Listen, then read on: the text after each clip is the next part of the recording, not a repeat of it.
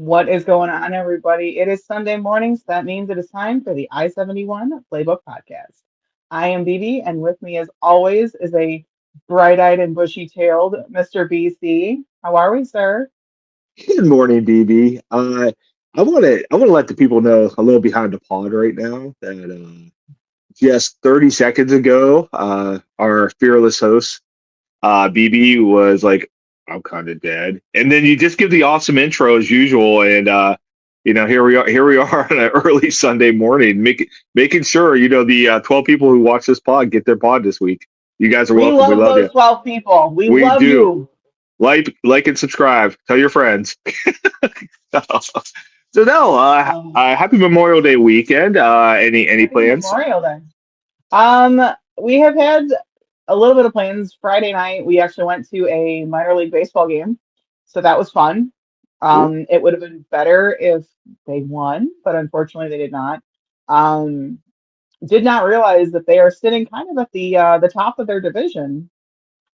So congratulations to the West Michigan Whitecaps. Good for you. Love that for you. Yesterday we went kind of running around, did some shopping, and today it's going to be podcasting and groceries. And then tomorrow we have something we're doing tomorrow. I don't remember what it is at the moment. What about Nice. you guys? What are you doing for fun? Uh, I yesterday got up and did a Memorial Day workout in the gym, which included Oh, 50 squats and then 80 jump squats with kettlebells. And at 47, I'm feeling oh. that this morning. Despite a You good feel mobility and warm up session, I'm you feel hurting. like a winter champ? Do you? Winter is not the description. Then Oh. no, not at all. Then I went and played pickleball for an hour and a half. Um, Okay, so I I gotta know. Like I hear yes. about this all the time. What the hell is pickleball? Have you Oh, ever and tried that reminds tennis? me. I had someone who Okay, tried to teach me to play tennis, and okay. it did not go well. So pickleball is a smaller version of tennis without the frustration of tennis. It is really easy to pick up. Um, the ball does not fly, so it's very accessible. Like the ball's not Okay. going, 100 miles per hour like it might off a tennis racket. Okay. Um, it's very accessible. The court's small, so you don't have to be in amazing physical shape to be able to cover your part, especially if you play doubles. Ooh. Um, and it is just a lot of fun. Like Okay. I started playing a couple years ago, and I, I'm 47. I was decently athletic back in the day, and I picked up pickleball very, very quick and pretty good at it. And See, got a my group of friends to problem, play with. my problem when someone tried to teach me tennis, so I always played softball. Mhm. So you take a softball player and they're like, okay, so you have to hit the ball. Okay, I got you. I'm in. I'm locked in. The problem is you can't use the same oomph that you would for baseball or You softball, you can, particularly with tennis. yeah, you You can with can. pickleball, but it's a wiffle ball, so it does not fly. Oh, okay. Like I mean, if you smash a pickleball, you still can return it. Like it's still Okay. returnable. And you get some really good volleys. Like I said, it's super accessible. I love it. It's a lot of fun. It's a good way to stay in shape. Right Um, on. but yeah, no, I say give it a shot. Seriously, you guys go. You can go get the cool thing is you can go get a starter kit, like just two paddles and some balls, for like $30, at Dick's or Dunham's, and just get that and see if you like it. And that's the only investment I you have to saw, make. I saw yesterday. I was actually in Dunham's yesterday, and I actually saw they have specific pickleball shoes, and I was like, Yes. Yeah. "What the hell?" So, Or real quick, yeah. Yeah. um, I saw a little bit of something that we have talked about previously on the pod in the wild on Friday night, and I tried to get a video of it, and it was too late, and the video was blurry all to hell. So in between innings, a lot of minor league sports, they've got fan experiences and things like that. And the Whitecaps, they're more like kids oriented, so they get the kids out on the field. They do these little games and things like that. It's a blast. Uh, they had pony races between the fourth and fifth inning. So you had three little kids out there running on stick ponies. So it was a little bastardized version of hobby horsing. Quickly, BB, how is your hobby horsing training going? I quit. Completely honest, I quit. Like my Eastern European coach was too much of a hard ass. Him and I just did not get along. You, He's you, like, you could get down with you Sven. will trade. I could not get down with Sven and I broke up. I'm sorry, we could not get it together. He was like, you will trade, and I'm like, I will break you. No. So my hobby horsing career is sadly over before it got started. So RIP to that endeavor, indeed. However, there were little kids that were at the Lake Michigan Credit Union ballpark Friday evening who are keeping the spirit alive. So That's awesome. Speaking of Eastern European jokes, last night went and saw the Thunderbolts. I'm going to tell you right now. Okay. There's been a lot of criticism of Disney lately and their handling of Star Wars and Marvel, and this is for a whole different pod, not ours. But if I hosted a different pod, it would be this pod. But real quickly, I finished up Andor this week. I don't care if you're a Star Wars fan. You don't have to be. It is some of the best television maybe I've ever seen. My person is watching it as we speak, so it is incredible. He seems to be a fan. So if you're out there and you're like, hey, I kind of want to dip my toes into Star Wars, but I don't know if I want Jedis and lightsabers, it's none of that. This is a spy drama that shows the building of a rebellion, and you could have plopped this down in World War II and been like, what a show. It just incredible, just incredible. Yeah, take the Nazis and make them the Empire, and you're off and running. And then Thunderbolts last night. There's been a lot of criticism of Marvel. Fitting for now's consequences. I mean, yeah, well, it is. Doesn't have to be World War II. Tony Gilroy, who wrote and directed, he was a showrunner. There are clear parallels to today, like clear warning signs of authoritarianism popping up all over the world, including here in the United States. And Tony Gilroy, he does not back off of it. It's like I said, just incredible television, incredible acting, great story. But we went and saw the Thunderbolts last night, and fantastic. Marvel. Yeah? If you've been looking for a Marvel movie to get you back, and once again, they didn't shy away from really difficult themes. It wasn't just. It was a movie about mental illness. And I know a lot of us, either can relate or have family members or friends, and you're like, "Oh, I get it." And it deep dove into it. Really, really neat movie. And I can't believe I'm saying this about a superhero movie, but Florence Pugh should get some Oscar consideration for playing Elena Belova in this movie. She was absolutely just fantastic. So anyway, go see the Thunderbolts. If you're looking to get back into Marvel and Star Wars, this was your week. Really good stuff. And tonight, the AEW Double or Nothing. Will Ospreay, Heyman Page, and Mercedes Moné versus Jamie Hayter. It's gonna be good stuff. So those were all words. Oh, you need to start watching it. Just give yourself 2 hours on a Wednesday night, BB. AEW Dynamite. It is great television. My wrestling knowledge has severely declined over the years. So I'm like, those are all words. Those are names. None of those are registering up here. It's gonna be worth $50 tonight for that pay-per-view. Oh, it's gonna be worth it. Oh, it's gonna be a great pay-per-view. So anyway, let's talk what we're all here for. Where do you want to go first? You want to talk Gardos? We should, because they're 4-2 in their last 6 games. So let's. Well, they're 3-0 against the. That's me knocking on wood. 3-0 against the first place Detroit Tigers, and only 3 games back after losing 5 in a row, and looking buried and dead. That is an interesting topic of conversation in my house currently. Yeah. Is the current situation, the current series that is taking place. Like I don't think Um, I hope people like they lose 5 in a row and I go, okay, you know what? I told you, wait till we get to June, and we're kind of close to June. I'm like, maybe this isn't the year. And then they go and they win 3 in a row against Detroit, and they're only 3 games back. They're still 7 above 500. And and by it's the way, in the toughest division in baseball, who'd ever thought the AL Central four of the 5 teams are over 500, all within striking distance of first place. Yeah, Detroit had a chance to bury the Guardians, and they're blowing it hugely. um yes, and And it's not the fact hence that they my lost 5 in a row. They lost yeah bad. I mean, that series yeah. with Cincinnati and then going into Minnesota, like it was, I was getting a little nervous too. I'm sitting, I'm like, oh no, no, this Yeah. is guys, what are we doing? And they're like, just kidding. Yeah, So they've been streaky this year, and I tell you what, if they can beat Detroit today, they're only 2 games out. Game on for the summer.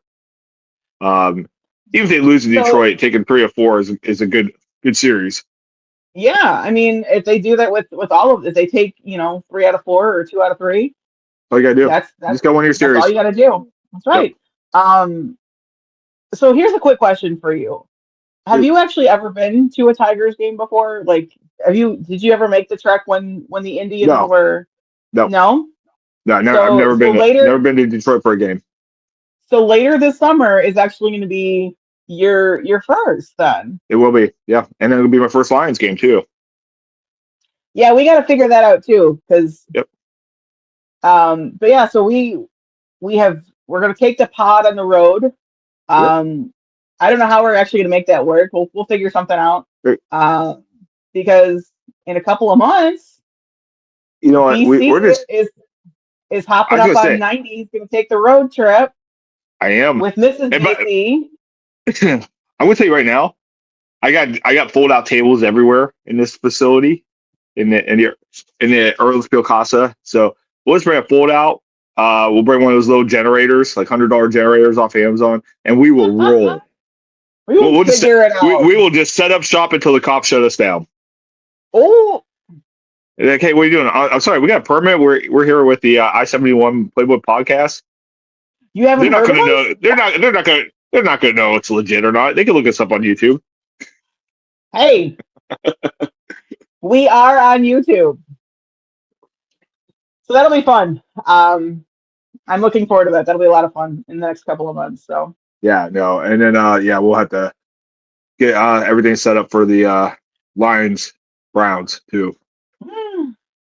And we're gonna get to the Browns, but that game is in the gauntlet of maybe the worst schedule in the history of the NFL. wow, yeah. Like I looked at when we talked a little bit about the schedule release last week, and I'm just like, who did we piss off? Like I know I know who we pissed off, but like, Uh, damn. the first 6 games are against playoff teams, and 4 of Yes. 6 on the road. Like, Right. Like, wow. whoa. Including a trip to England Ooh. in there too. Yeah. Yeah, Them and Mama Bibi have something in common. They're both going to England this summer, so love that for them. yay, Woo. yay. So we'll get back to the Browns here. Anything else about the Gargos, or are you ready to talk about Cavs? The last thing that I have about the Guardians is Clase still is making me nervous. He is the number one anxiety giver in Yeah. Cleveland sports right now. Like, and it used to be last season. He was just like he'd come on, everything was lights out, and we were good to go. And again, that playoff series with Detroit, they broke him open. And so it's still you don't know which Class A is going to come out of the bullpen. Yeah, He's Jekyll and Hyde this season because you don't know what you're going to get at all. so for our younger fans out there, in 1995, Cleveland was a prohibited favorite to win the World Series. They had almost 110 wins. They had maybe one of the greatest lineups in baseball history. I can't even begin to tell you like how much fun they were to watch. And they had a closer who was on a historic run for the Indians at the time, Jose Mesa. And Ooh, that's a name I haven't heard in forever. good old Joe Table. And Ooh. we get to the World Series. We face a pitching juggernaut, which was the '90s Atlanta Braves with 3 Hall of Famers: Tom Glavine, John Smoltz, and the best of them all, Greg Maddux, who couldn't even break 90 miles per hour, but he was just dominating. And they lost at 4-2. And in that series, Jose Mesa got roughed up in one game, and it was very unusual. And then in '96, you started seeing like that got to do. Well, then we get to 1997. Jose Mesa is still our closer, and we get the World Series, and he ends up like the entire '97 season. He felt like you do right now with Clase. Like you used to think, man, this guy's lights out. Know. '97, despite them making the World Series, I guess a Florida Marlins team they should have beat.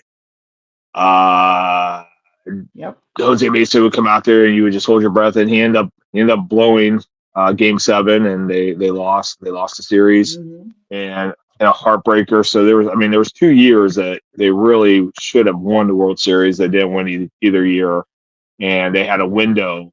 They had a championship window that kind of closed after that.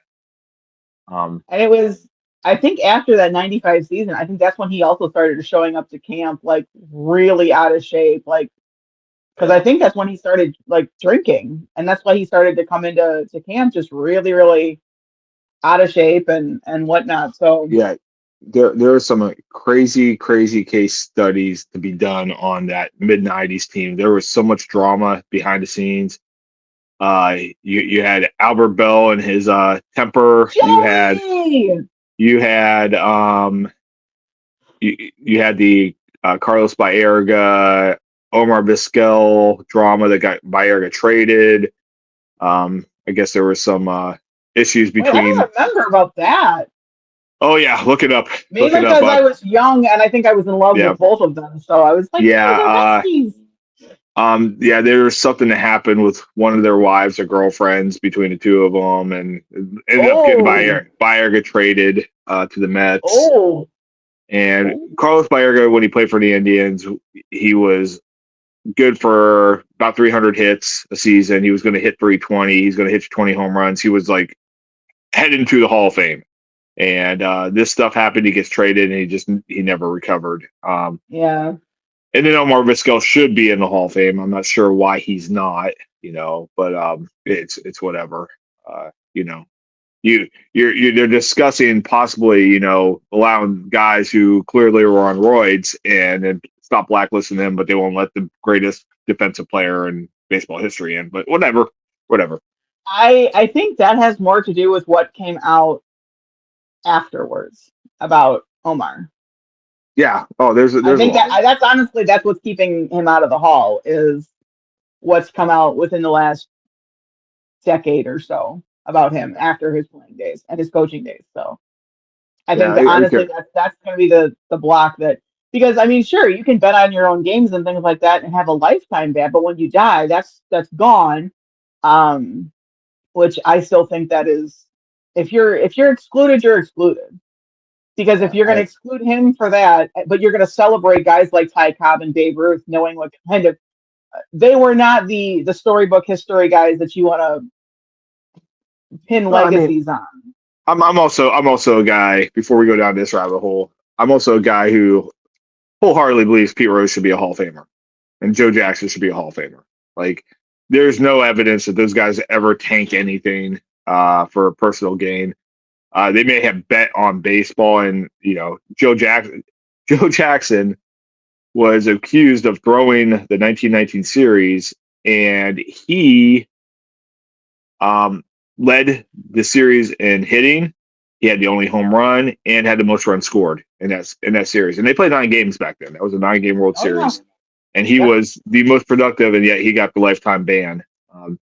See, I don't agree with his, but I do agree with Rose's, because I get the Pete Rose thing, and Pete Rose is a piece of work. Not to stomp on the dead, but he was a pretty awful human being.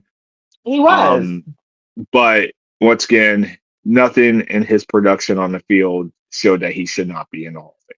And I don't think it's a personality contest.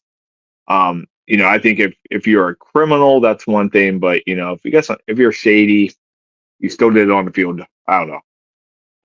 This is the debate my father and I would have all the time about Hall of Yeah. Fame, and it always centered around Pete Rose. It always centered around Pete Rose, and in my older age, I've kind of come around to my dad's view on this because he was like, you know what, I hated the guy. Like he'd always bring up Ray Fosse. In case you guys don't know, you kids out there don't know about Ray Fosse. At All-Star game, Pete Rose trucked Indians catcher Ray Fosse, who was off to an amazing start of his career. He trucked him at home plate and ended his career in an All-Star game, an exhibition game. Yep. And you wonder why we don't want collisions anymore, like I said. And Pete Rose did that. And despite that, though, once again, still think he should be in the Hall of Fame. So That is a totally different pod, my guy. Totally different pod. Absolutely. Before we get to football, Cavs. For you, BB. Interesting. So a friend of mine, shout out to Rhonda if you're watching, Rhonda, texted me almost immediately after the series with Indiana. It says, do we blow this up? Or do we let Donovan go as our championship window? God. And Rhonda, if you're watching, she just throwing questions out there. So she told me, throwing questions out there. Okay. I want to do kind of a autopsy of the season really quickly. The Cavs are just entering their championship window. It didn't happen this year. Indiana is playing out of their mind. The Knicks caught a break because Jason Tatum's injury. That's why they're in the finals. I mean, if Indiana wins this whole thing, it will not surprise me. No. The way they're playing ball right now, Tyler Halliburton's becoming, a star in front of our eyes. He is a menace. Oh, he's a problem. He's been great in these playoffs. I mean, he's a great player, but he's been just next level in these playoffs, and that's okay. But next year's Eastern Conference landscape is going to look a lot different. And I think a lot of people are going to think the Cavs are the favorite because the Celtics, Jason Tatum's not playing next year. Their best players out. Yeah. Their second and third best players, Kristaps Porzingis and Jaylen Brown, may not even be on the team because of the way the salary cap. They may not be able to bring both back, if maybe not even, or for sure they're not bringing one of them back. They may not be able to bring both back. So you might be looking at a Celtics team kind of in a minor rebuild because Tatum will be back in 2 years. Right. But without Brown, without Porzingis, like they're going to be severely hampered next year. So the Celtics should kind of be down for a year. And then there's a good chance Milwaukee doesn't have, they're probably not going to have Dame Lillard. I mean, he might retire. And then more importantly, Giannis might not be in Milwaukee next year. So you're just knocking off two of the top contenders just through age, free agency, and injury, and salary cap. And the Cavs have a good 3 more years with this core to kind of, figure it out. And, they had a great year this year. They just need to go one step further or a couple steps further here in the playoffs. But yeah, don't worry. The Cavs are going to be, they're going to be one of the top Eastern teams the next couple of years. And that's what I said last week when we were talking about this. I said, the Cavs are in a position that where, yes, they did have an unfortunate end of their season. I mean, that is a bummer. That is more towards really, really badly timed injuries. I mean, that's what it comes down to. And you do have an Indiana team that is firing in all cylinders and is not afraid to literally just come up and punch you in the mouth and then keep running. So the Cavs are not in a position where most Cleveland sports are when their season ends abruptly. We're so used to blowing it up and taking it down to the studs and starting over. No, what I said, and I said it to you when you texted me earlier in the week, I said it last week, and I'll say it again. They just need to rest, reload. So what that means is keep your core together, maybe add a piece here or there to see what we can do. Don't blow the whole thing up. And then you come back for a revenge tour. We do not need to blow this up. No. Especially, um, I saw something, I want to say it was Evan Mobley was just named the head of the like all defensive team. Like he just got some kind of He was Defensive Player of the accolade. Year. Yeah, he was Oh, Defensive okay. Player of the Year, All NBA First Team, All Defense.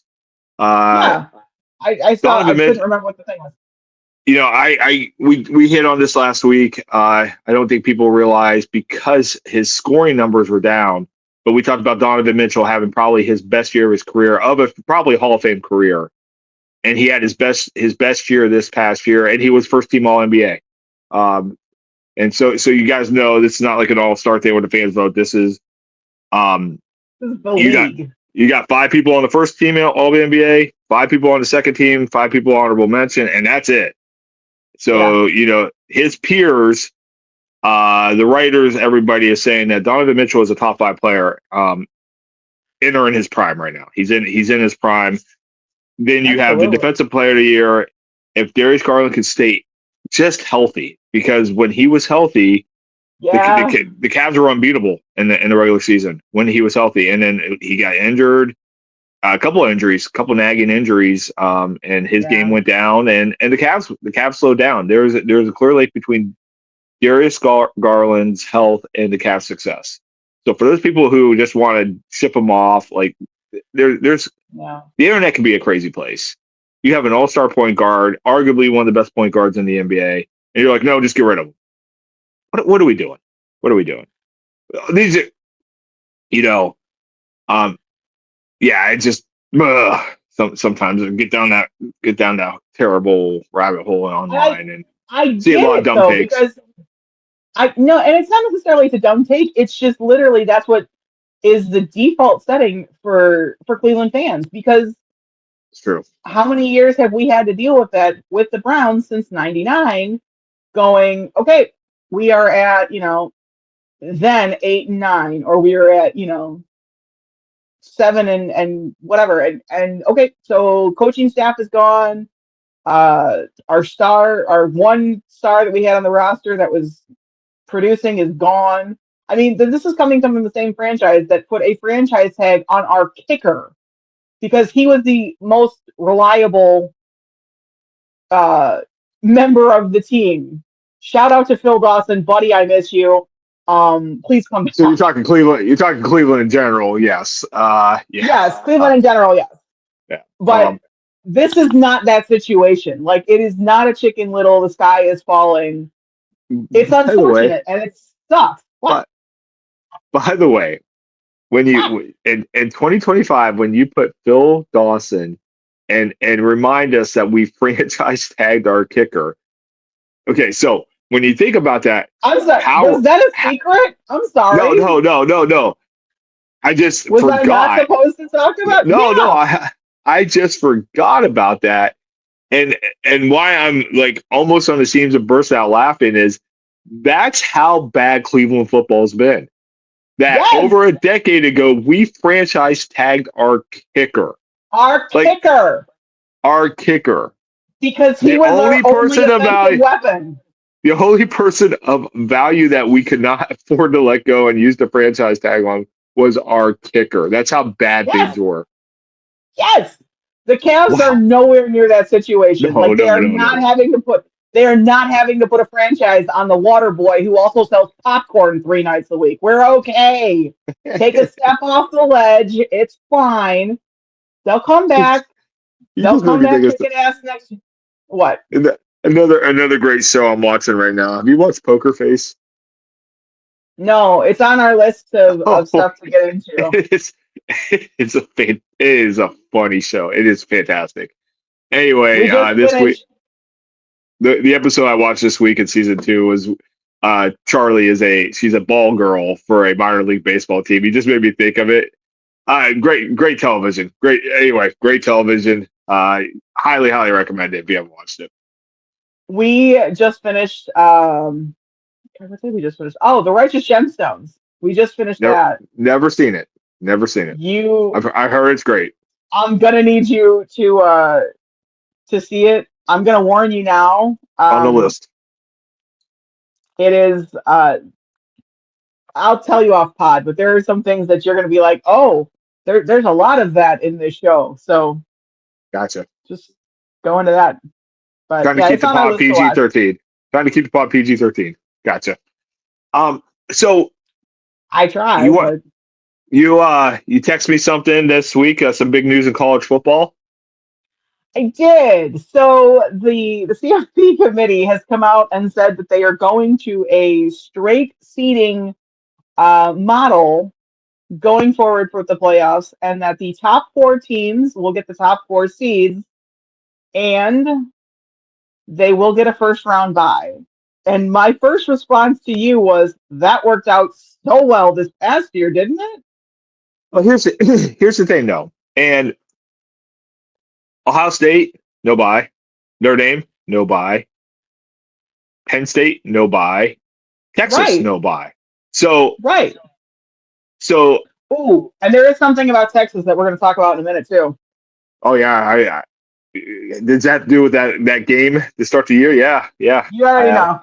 I saw this. But no, with the buys, obviously they were not advantageous at all last year, as all four bye teams did not make it past the No, quarterfinals.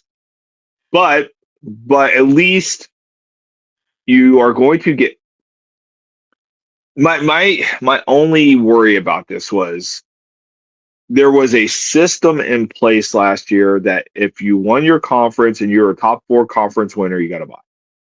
hmm This year, if three SEC teams get in, and I don't care if one SEC team is the 12th team in, they're going to get buys. I'm so worried about this bias of the committee, and we were well.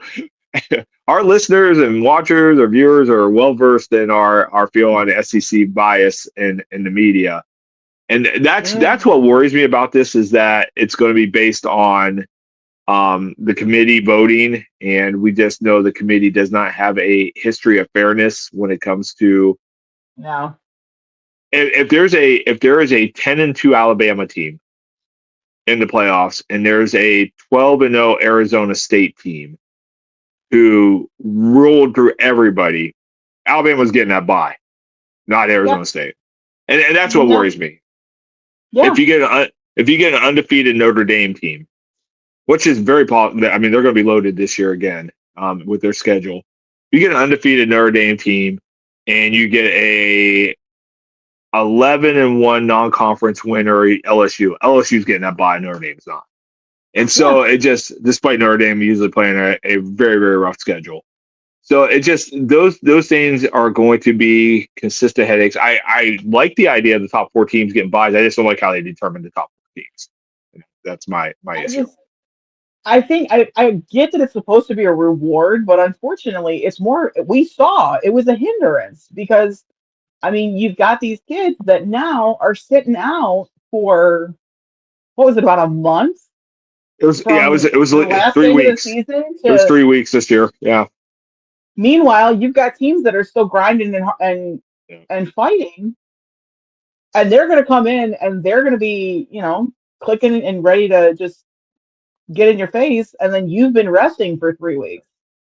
So I just I don't know. again, I think I like the top four seeds get the top, the top four teams get the top four seeds. I get that. But that first round bye, I think that's honestly just that's going to become an albatross around teams next because well, I, I don't know. we've done this 1 year. Yes, 1 year did not Oh, go out, didn't go well. But two, I mean, once again, two of the teams with first round buys last year probably should have had first round buys. So they were clearly not the best teams in the game. And so, hopefully that not gets some of rectified. them. Some of no, no, I no. mean, Hold on. I will say some of them did deserve that first round bye. I no, yeah, mean, yeah. I'm not saying they didn't deserve it. They got Oregon. their fair I square. will say Oregon did have. They had an exemplary season. Yeah, but Um, then they pulled Ohio State. Like here's your reward. We're gonna give you probably the best team in the tournament going in talent wise. Here, we know you beat them in Eugene barely because of Ohio State screwing up, not because you did anything. Right. You know, it just that's. Whew. I think let's give it this year and see where those first round teams are. If this is a better system, and see if you know they don't all flame out. Well, But yeah, if it happens, I'm just gonna say, if it happens 2 years in a row, maybe we don't go back to the well. Yeah, it's a discussion. Maybe. That's a discussion to have. Absolutely. So maybe. Perhaps. So in other Ohio State news, it has now come out. You know, we talked a little bit. I think it was last week on the pod about how Ohio State now has the lion's share of the big noon kickoff games because of TV rights and things like that, and how week one we are seeing a semifinals matchup from last year where Texas comes to Columbus and wants their rematch, wants a revenge, and that is not a game that should be played at noon. We've said it. You know, you've said it. I've said it. I've said it loudly, as I often do. But you're not loud. What are you talking about? Honey, I am Sicilian and I am Irish. There is no other volume. There's loud and then there's louder. That's my perplexed face. Okay, so but I'm not the only one who feels that way. Like there's a lot of other podcasters that have come out. There's a lot of sports media that have said this should be a game that's played under the lights. And Ohio State apparently has petitioned. You know, they petitioned the NCAA to say, hey, can you please flex this to a primetime slot? This is going to be an amazing matchup between two storied programs.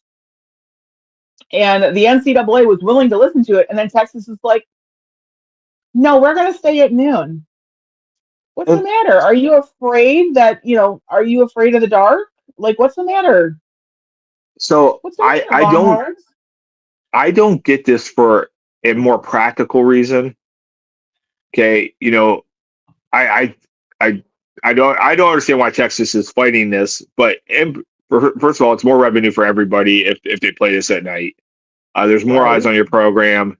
This is a great way to kick off the college football season with possibly it might be the number 1 and 2 team in the nation in the preseason rankings. At least it's a top 5 matchup at the least.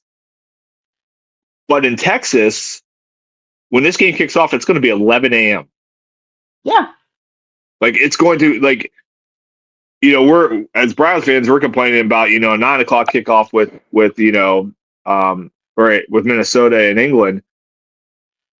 But this game is going to be an 11 a.m. kickoff in Texas. Right. Nobody wants that. Nobody wants that. Like you haven't even got a quarter through the keg at this point in tailgating when you are kicking this game off in Texas. And the brisket's going to still be smoking, and they don't want this. And I don't get it. I don't get why Texas is fighting this.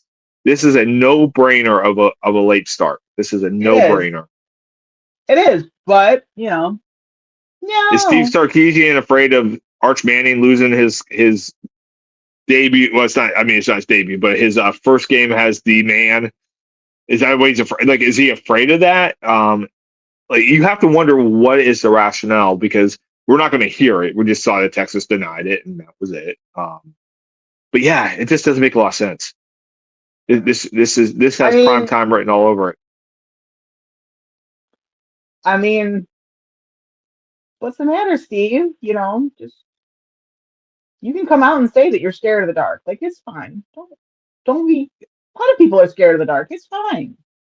I don't get it. Be a man. Get your teddy bear and let's go. Yeah, I don't understand it. I don't think this story's over either.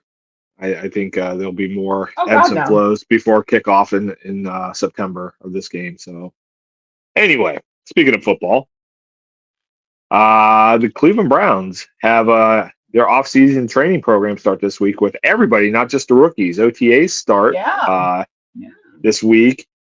And there has been an interesting narrative I'd like to get your thoughts on. about one Kenny Pickett. So we have discussed that, you know, we're not big believers in Kenny Pickett on this pod. I believe in him as much as the size of his hands.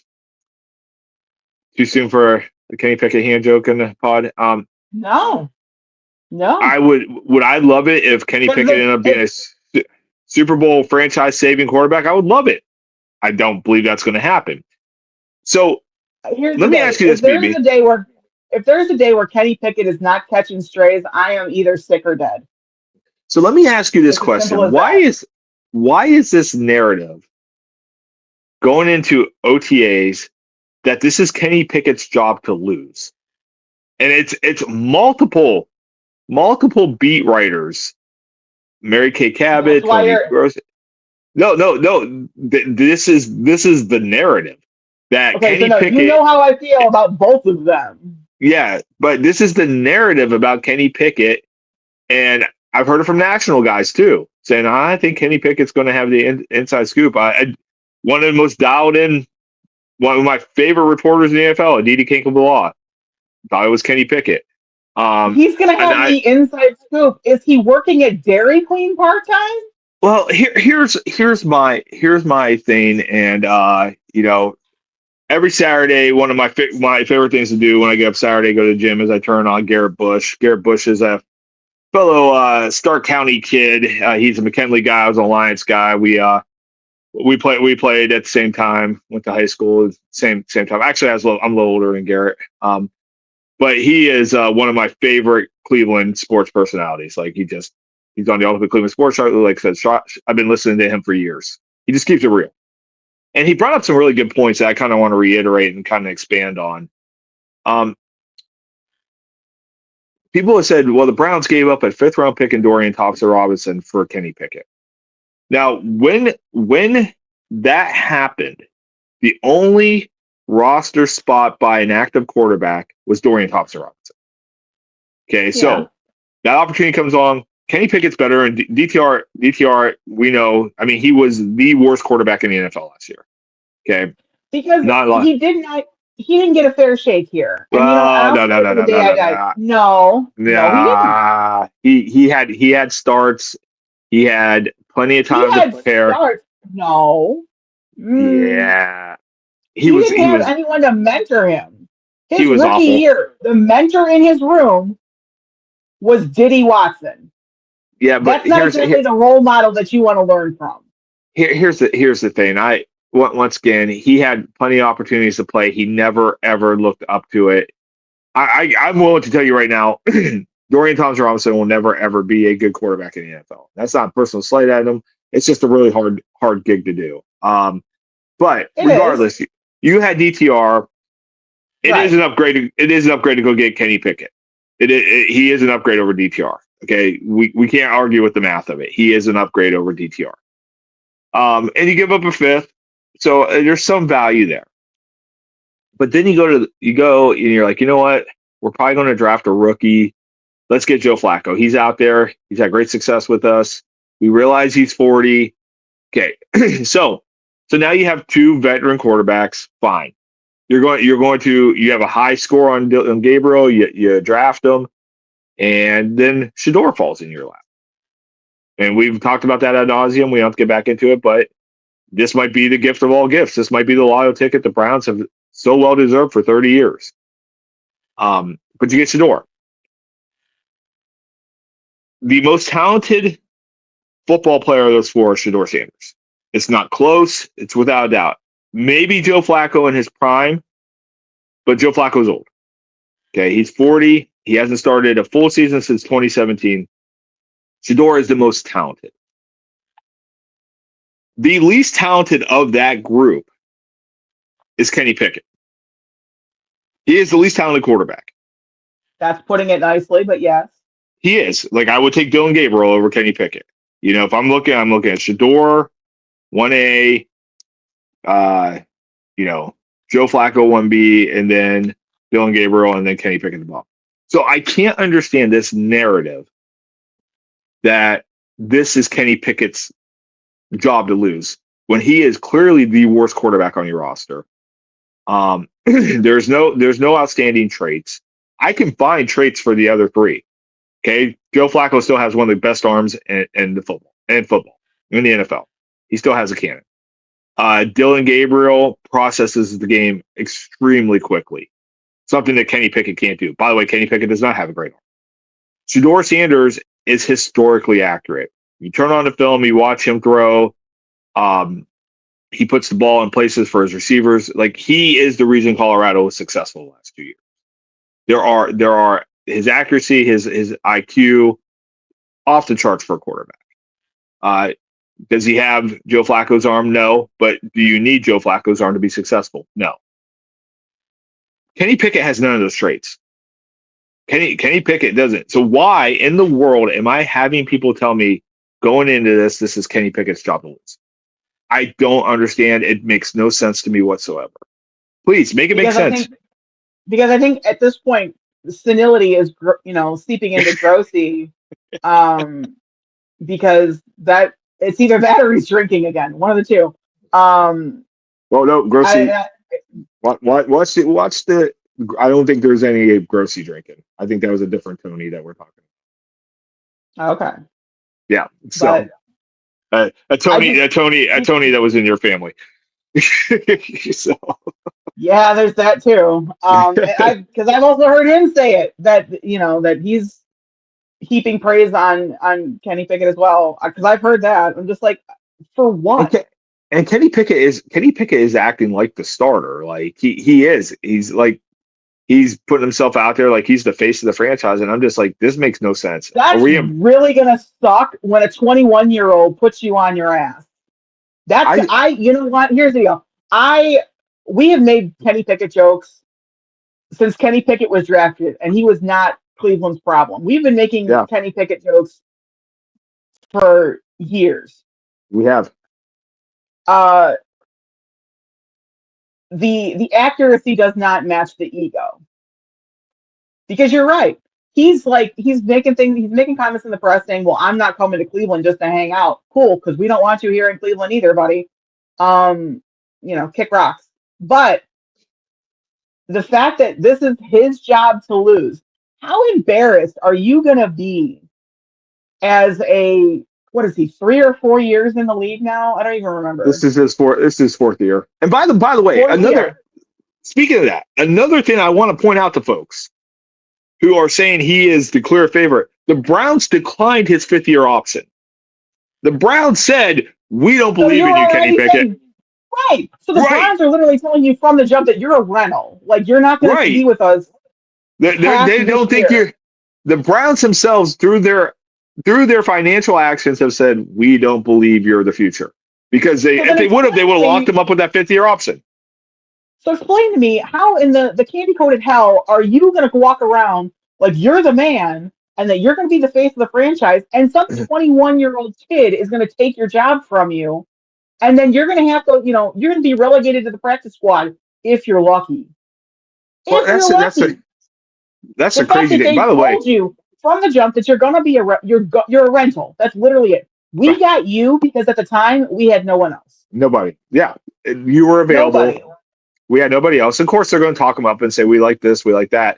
But they had to get somebody in that room that was competent. And he is competent. They also had to talk Watson up to say he is what we believe is going to win. Yeah. So lying, Stefanski and Barry are not above lying to the press. We've seen it. Well, and once again, though, this is not coming from Stefanski and Barry, though. Like, this is coming from the press. No, I know. And sometimes I've said on this pod, like, we'll take Mary Kay Cabot. Mary Kay, when it comes to her insider knowledge, because we have a feeling where that comes from, is right more than she's wrong about the Browns. She is. She is. Like, regardless of what you feel. Regardless of what we think about Mary Kay, she gets a lot of stuff right that we never saw coming, and I always go back to the Baker Mayfield thing when she's like, his days are done, months before that ever happened. And me and you heard me railing on it. Oh, I did. I was so happy to hear that. because I was like, oh, he's finally come to the dark side. Yes, yes, and use your hate. and then she ended up being right, and she Yeah, was dialed in. And I on the day I went on Twitter and I tagged her and I said, Mary Kay, I've been going after you for a month. You were right. Tip of the cap to you, because I'm willing to do that. If I'm wrong, and I'm proven wrong, fine. I'll take that L. But same. but this is just utter nonsense. And if the Browns trot out Kenny Pickens as their opening day starter, they will get everything they deserve. I'm just like, whew. Yeah. So, I mean, because here's the thing, he's not the answer. Clearly, he's a rental. Like if the Browns don't even believe in you enough to exercise the fifth year option, that's got to tell you something. So you're right. not going to be the face of the franchise. And I've said this before. I honestly, week one, I think we're going to be looking at Flacco under center. I think so because I don't know if I agree. either I agree Dylan with you. or I don't think that either Dylan or Shador will be ready by week one. And that's not to say that they won't throughout the season. I'm just saying week one, I think it's going to be Flacco under center. Now, when we get to the end of the season, is it still going to be Flacco under center? No, probably not. So, Because he's not the end all be all football messiah that's going to save football in Cleveland. I love the guy. I love the guy on the field. I love him off the field, and that's just not what's going to happen. Right now, he is a serviceable veteran that was brought in because he had success with Stefanski's offense, saved the season, took him to the playoffs, and then unfortunately got absolutely trucked by the draft picks that Cleveland gave up to bring a $240 million problem. That's beside the point. Um, there is not a world where Kenny Pickett wins that starting job so, week one. so let me, There is so let me, absolutely no way. before we move on to our last topic, I want to go through the timeline events. The beginning of this offseason, DTR was your only quarterback on the roster. You know Correct. Watson's not going to be on the quarterback. He's not going to be on the roster. Correct. Okay. Correct. You do upgrade him. So you trade him and a fifth round pick, you get Kenny Pickett. Kenny Pickett is a winning quarterback in the NFL, no matter what we think of his performance. That was mostly his team, not him. He didn't win any games for Right. Pittsburgh. Matter of fact, Right. in his playoff game, he got benched for Mason Rudolph. He And the got some fact experience. for Mike Tomlin to go back to Mason Rudolph, knowing how he feels specifically about him, that also tells you something, Kenny. Yeah. There is also the idea, we have to remember that Andrew Berry and Howie Roseman are very tight. And so that trade was probably easily facilitated between Philadelphia and Cleveland. These guys have, a very strong relationship. They are very good friends. Howie Roseman is Andrew Berry's mentor, and Howie Roseman might be the best GM in football. So, there's some of that goes into this. So you have Kenny Pickett now on the roster, and he's it. Right. Right. You start getting a little nervous. Joe Flacco's out there on the cheap. We've had success with Joe Flacco, had a magical run with him. You bring him in. Okay. It's, we're not optimal right now. We know, despite what BB wants to believe, we know that the Browns definitely wanted Cam Ward. They tried to trade for him. And then their trade with Jacksonville, it has been reported credibly, was dependent on Cam Ward's availability. If he was not available, the trade that's why it didn't get announced till after the first pick. The trade for Travis Hunter was going to happen if Cam Ward was available at 2. The Browns were taken and rolling. So that was out. So the Browns are like, you know what? We're going to get 2 draft picks. Next year's quarterback crop is going to be really strong. We're going to have the ammo to go get whoever we want, so forth, so on. They kind of at that point said, you know what, we're passing on Shador, we're passing on the Sanders circus. We're not going to do all that, whatever.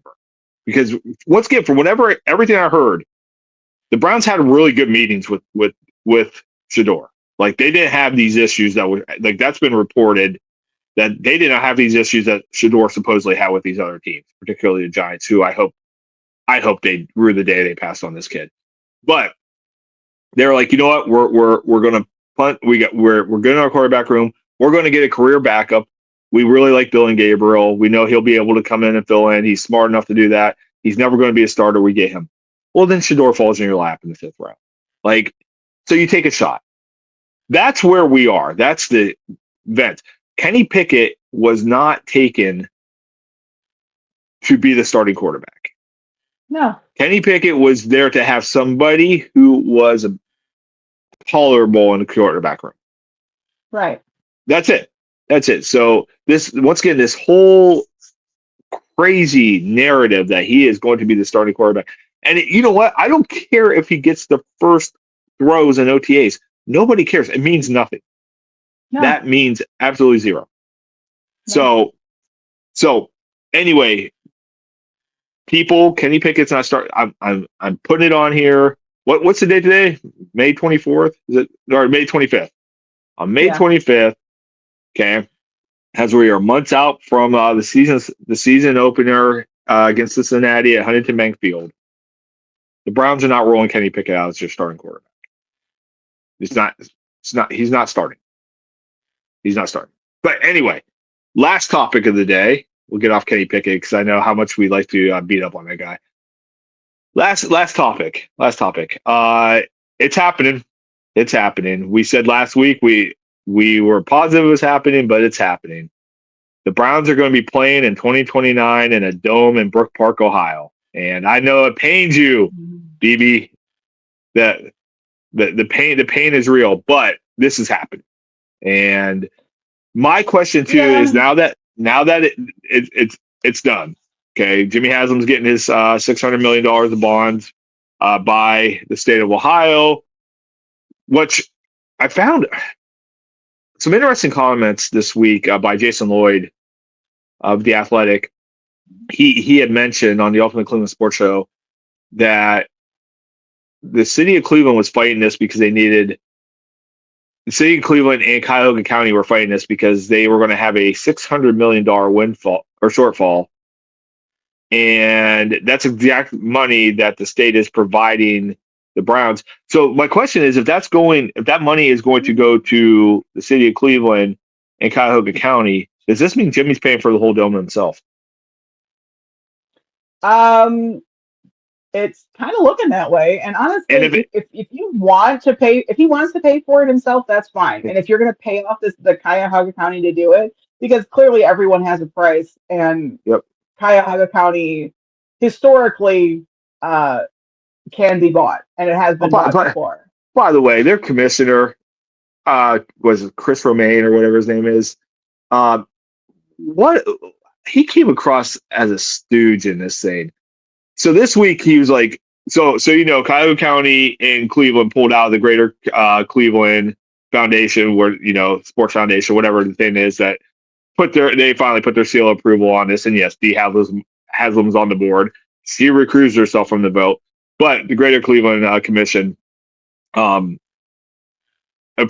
we're moving along with this. And so Cleveland and the city of Cleveland and Mayor Justin Bibb and this Cuyahoga County and their commissioner said, we're out. We're not doing business with them. And then at the end of the statement, they said, but we're willing to talk. Yeah, because once again, are you, as Cuyahoga County commissioner, are you going to literally distance yourself from the biggest revenue generator in Cuyahoga County? Because Brook Park's still in Cuyahoga County. Like, this is the dumbest, like, the amount of political theater that Cleveland and Cuyahoga County played with this whole thing, knowing that it was done from I've been saying it from the beginning of this pod, this was happening. Because my feeling, white billionaires always get what white billionaires want. And I knew they already had this all sewn up and in the bag. But the political theater that Cleveland, and Cuyahoga County, especially after the fact that they had been approached about this 10 years ago, and the city and the county just drug their feet on it. And it was very reminiscent of what happened to Art Modell. And why ultimately the original Browns left. The city and the county had a lot of blame to share in that. Regardless of how Art Modell ended up doing it. But here we go again. No lessons learned, and Jimmy's getting his place. This is going to be an economic beacon, not only for Northeast Ohio, for Ohio, because I'm telling you, folks, when this thing gets built, there's going to be people from across the world, or we can come into events here. And it's going to be one of the coolest places, and it's going to be right in our backyard. It's going to be really neat. It's going to be awesome for Northeast Ohio. But now that it's here, BB, and we know your feelings and my feelings on good old lakefront football, and I can't wait to get off the lakefront, and you want to go back. I do. Now it's here. What are some things you have to have with this new stadium? What are some must-haves for BB? Well, I mean, just real quick, yes. Do I realize that it's happening, and do I realize that this is a done deal? Absolutely. Do I personally like it? No, I don't, because, for me, all of my reasons, I'm gonna admit, are historic and nostalgic, and you don't F with tradition. So yeah, that's where I'm at with the whole taking football off the site. But what do I need from this multi-billion-dollar monstrosity that will be coming to Brook Park? By the way, if they get any close to the renderings, it's going to look awesome. I think I was driving down 71 not too long ago, and it looks exactly like SoFi, and I'm like, it does not. No, it does not look like SoFi. It does not look like SoFi. It does not. It does. The only difference is going to be is theirs isn't going to be open air because we have snow 10 months out of the year. So SoFi Stadium is rounded. It's got this big arches. This is going to be angular. It's going to look a lot different. It's going to look really unique. All right. So now you're arguing semantics with me. So what do I need from this guy? Yes. What do you need from this awesome looking architectural marvel? Go ahead. It's hideous looking. I'm sorry. It is. But, I mean, I like I said, you asked me this earlier, and I told you what I said. I said, this is going to go on the pod, right, wrong, or indifferent. But, I mean, maybe public executions could be, let's bring those back, put it on pay-per-view. But, I don't know, maybe a couple concerts. Maybe a couple concerts. Bring back the Ice Capades. That could be fun. Put that in there. Who knows? Get Scott Hamilton doing some backflips. Ooh. Remember Scott Hamilton doing the backflip on ice? It was amazing. I do, but also I remember how I don't think he's with us anymore, unfortunately. Is he dead? Scott Hamilton dead? I want look that up. If I pulled out my screen right now, I'm going to lose my feed. So I don't want to do that. So I do not. I need to have a second phone. I need to have a burner phone for the pod so I can do research on the fly. Since I'm using my phone too. I do have a burner phone but it's like dead because I don't use it very often. Clearly. So we'll come back to that. But yeah. I mean, you're talking about bringing all of these events and things like that to this arena, and that's they're great. saying 180 dates. They're saying 180 dates. If they do it, that's great. But unfortunately, I don't think you can bring them there, but I don't think that you're going to be able to fill them to capacity because of pricing. Okay, so let me ask you a question. And I'm just not talking about NFL games. I'm talking about everything in general. And we talked about ticket prices. We have, but let me ask you a question. I'm just going to use Taylor Swift. T Swift shows up. Is he packing that place? Is there going to be 80,000 people in there? Okay, yeah, she is. If WrestleMania comes there, are they going to sell out? Yep. If the NCAA comes there, are they going to sell out? Yep. If the Super Bowl comes there, it doesn't depend. It's going to sell out. There will be a market, and that's that. But here's what I'm saying. We're thinking when it comes to the ticket prices, and they are going to be astronomical. That's actually one of my must-haves, and I'll talk about that here in a second. But we are thinking with this that it's just Northeast Ohio. We are going to be bringing people from, if there's a Taylor Swift concert in Ohio and they're putting in this new Cosmo Jimmy up in Brook Park, people are going to drive from Cincinnati. People are going to drive down from Detroit. People are going to drive over from Pittsburgh. Because guess what? Clevelanders are doing that now to go to these concerts. Right. Northeast Ohioans, because it's what's there. Right. If the Super Bowl comes here, we're going to be the center of the sports universe, showing off the city. Like there's no downside to that. Well, Radio let's hope. Radio Row will be right in Brook Park. Like it's going to be crazy. Well, let's hope that the next time that the NFL brings the Mecca to showcase the city of Cleveland, we're also not in a global pandemic. Right, right. Let's try And that and, again. and I think too, We need a mulligan for that one. The Browns will get a draft part two. I think the Browns will be the first team to get the draft back. Because of what happened in 2020 and 2021 with the NFL draft. And once Mhm. again, they're going to want to show this place off because when this is built, it is going to be the best sporting arena in the world. It will be. It is going to be the Okay. most. It is like there's no every time a new one of these places is built, with the exception once again, and because I've been there, I know, with the exception of Vegas, because Allegiant Stadium is just nothing special. And that gets Because me it was to rushed. that gets me to my And must-haves. this one's going to be rushed. All right. What are your No. must-haves? This is not going to be rushed. Like it's going to take them 3 years to do it. They'll have 3 years. They're going to break ground here this fall, and you know, I would.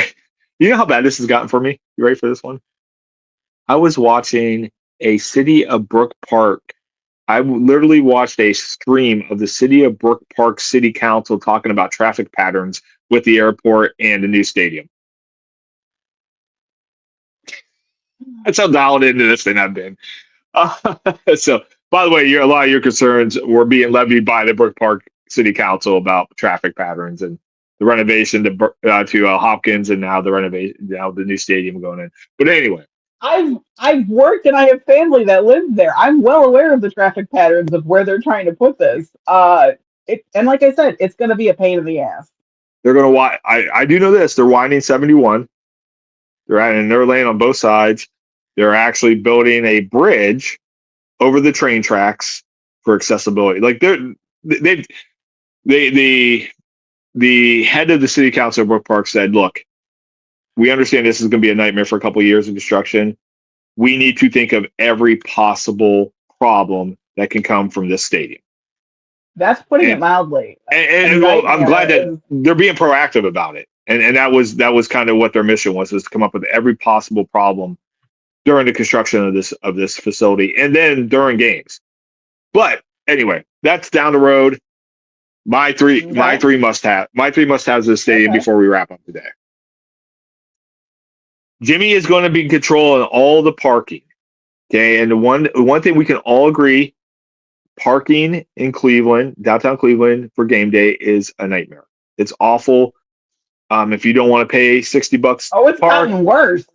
yeah, and I think that another, the city of Cleveland, who wanted to keep the Browns, made it worse by shutting down parking lots close to the stadium and doing construction while the city season's going on. But once again, we've talked about ad nauseum how Cleveland blew this. They're going to have parking. They're going to have like 30,000 parking spots at this site. That's the proposed, like 28, 30,000, which will be enough to pretty much get everybody in. That being said, Jimmy, keep it under $100 a game. You're going to have convenient parking. People are going to be able to walk to the stadium, walk to the stadium. It's going to be completely different for us.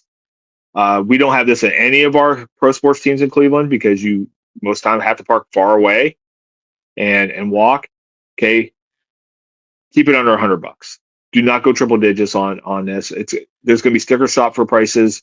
The Haslams could do some good here. They're going to control all the parking. They're going to get all the profits. They're going to own all this land. Make parking affordable. That's one. Second one, and I already listened to Nathan Zegura. He interviewed the head of the firm a couple months ago that is building this. They're the ones built Minnesota. They built SoFi. They are saying this is going to be the loudest stadium in the NFL. And I hope they're right. And they have designed it that way. And if you look at the designs, the Dog Pound is one nonstop, just like huge, like just rows going up of seats. And the way it's designed, if you look at the roof is kind of like concave like this, like angle like this. The sound's going to go up and come down and just absolutely flood the field. So get that atmosphere. And that's my last part is atmosphere. We've been going to this. I mean, it's just not a good stadium. It's not a good stadium. We've been going to this kind of crappy stadium and because that was truly rushed. That was truly rushed. Huntington Bank Field was rushed. There's no personality with that stadium. The Haslams have tried to put some in there. They tried to. The dog pound back in the day was something that happened naturally. It happened from a relationship with the fans and the players, and it was awesome. And the fact that they've tried to commercialize this has not worked. There's just no home field advantage at Huntington Bank Field right now because of the team's lack of success, because of all the reasons we mentioned.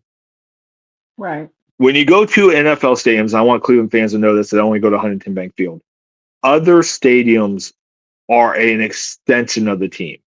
As much as I hate Pittsburgh, you go to Acrisure, when it was Heinz Field, like you're Heinz Field. Yeah, you are in Pittsburgh. You are in enemy territory. That, I mean, it just breathes Steelers. For the issues I had, truthfully. Yeah, and the issues I had with Allegiant, the one cool thing was when you go to Allegiant, everything's black and silver, and the seats are black and silver. Everything just breathes Raiders. Plus, because Raiders and the Raiders culture is, I think, slightly more rabid than the Browns culture. Well, and not by much. I will give them this. Not by much.